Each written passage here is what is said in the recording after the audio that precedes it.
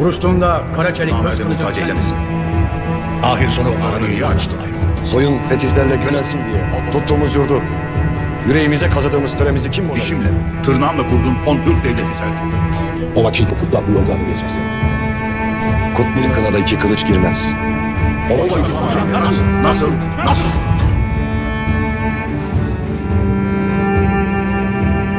Hayırlara çıkar ya Rabbi.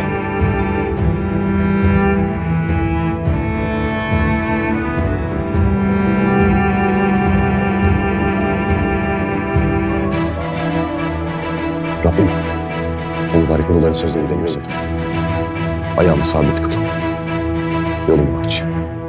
Töreyi korumak için eline alacağım pusatı evvela nefsime döndürmeyi nasip eyle. Ateşte beni pişir ya Rabbi.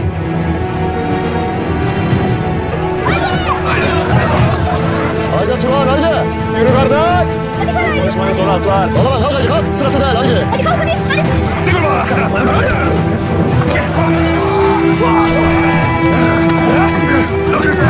İhtiyaçları bir Osman elinde. Bu olmaz. Yazıklar olsun sana karar. Kendine ne var? Onu açık beyzadelere soralım. Ha? Osman Bey'in beylerini. İkisi de kazandı. Aynı anda geçtiler. Her başkanı yapmayacak. Biz kazanacaktık. Baba. Bu kesin bunu ben yiyeceğim. Bana değil. Orhan Bey'e haber vermemiz lazım.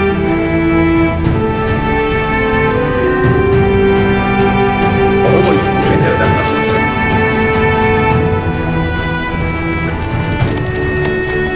Bak oğlum. Nereye kayboldu Orhan Bey konuşma. O vakit hadi bakalım. Orhan Bey bize yetişebilecek mi? Haydi. Demek meydan okursun.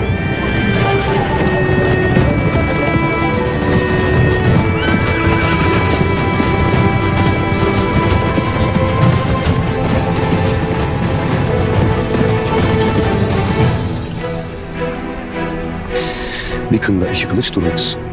Kılıçından çıkarmak demek, kardeşimle babamla imtihan demek. Bu rüyanın yükünü de ancak sen taşırsın oğlum. Ben de. Kontrol karası gelmeyen kararlar askeri. Bu kadar adamla değil ovaya. Alaaddin devlet işlerine Orhan meşgul. ne dersin? Onlar 7000 kişi siz Bu 3. işi çözeceğim. Sen obaya git. Alaaddin'e vursan. Vereceğimiz kayıtlardan sonra Bursa bize hayal.